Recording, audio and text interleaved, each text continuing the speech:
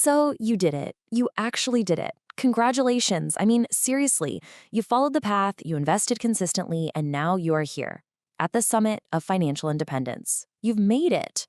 But now what? You're here. So what's next? Well, let's dive into the game plan for exactly what to do when you get there. But before we get into all the nuts and bolts, let's just take a second and remember why we're even doing this. The whole point of the journey. And honestly, I don't think anyone's ever said it better than J.L. Collins right here. It's not about owning a yacht, right? It's about owning your time. This is the why that's going to power every single decision you make from here on out. Okay, so you've got this big pile of investments.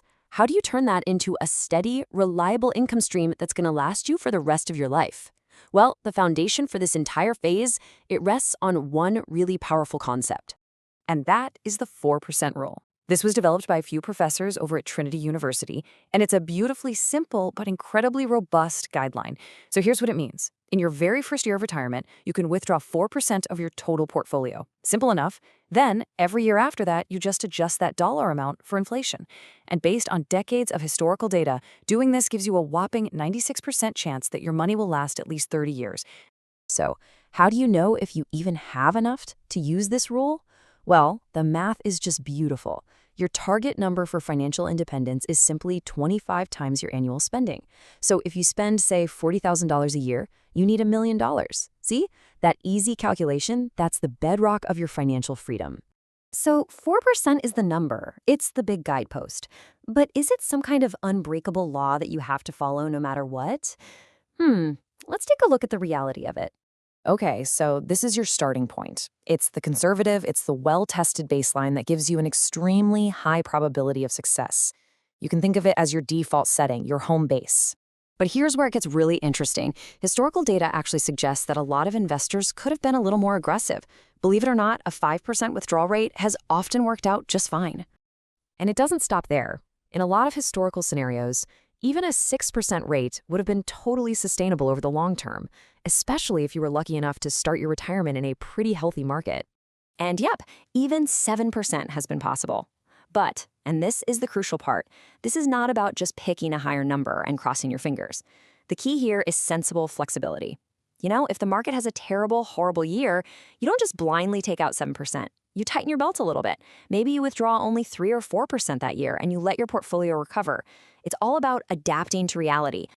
Okay, so we've covered how much to take out. Now let's talk about how you actually withdraw it. Because setting this up correctly right from the very beginning can have a huge impact on your tax bill and, honestly, just make the entire process effortless. So this right here illustrates a core tax strategy. And the idea is to be really thoughtful about where you place your investments. You want to hold your slower growing assets, things like bonds, in your tax-deferred accounts. So that's your traditional IRA. Why? Well, because you're going to pay ordinary income tax on those withdrawals anyway. But you keep your high-growth assets, your stocks, in tax-free accounts, like a Roth IRA.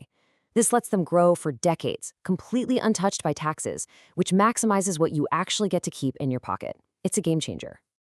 And the best part? You can put this whole thing on autopilot. The simplest way is just to set up automated monthly transfers from your investments right into your bank account. But an even more elegant solution is to have the dividends and capital gains your portfolio naturally spins off sent directly to your spending account.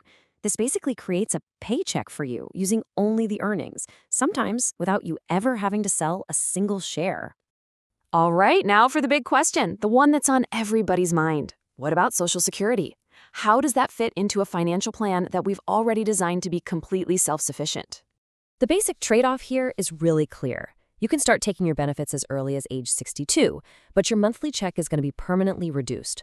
Or you can wait until you're 70 and your payout will be significantly larger. For every single year you delay past your full retirement age, your benefit goes up by about 8%. But listen, here is the golden rule, especially if you're still decades away from retirement. You have to build your entire financial plan as if Social Security does not exist.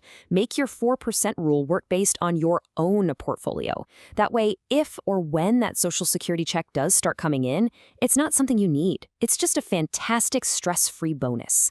So, once your own financial house is in order, once it's secure for life, you have this incredible opportunity to think beyond yourself and to start considering your legacy. And you know what? You don't need to be a billionaire to make a huge impact. A really powerful and surprisingly simple tool for this is something called a donor-advised fund. The best way to think of it is like a personal savings account just for charity. You contribute money or stocks, you get an immediate tax deduction for the full amount right then and there, and then that money can be invested and grow tax-free. Then, whenever you feel like it, you can direct funds from that account to the charities that you care about. It's an amazing way to maximize your giving and simplify the whole process. We've covered withdrawal rates, tax strategies, legacy planning, all the technical stuff. But it's so important now to just zoom out for a second and remember what all of this work, all of this saving and planning has really been for. And we come right back to where we started. The ultimate return on your investment, it's not a number on a spreadsheet. It's freedom. It's the freedom to wake up and not go to a job you hate. The freedom to spend your days completely on your terms, with the people you love, doing the things that truly matter to you. The roadmap is right here, in your hands. You have the tools, you have the strategy to not just reach financial independence, but to absolutely thrive once you get there.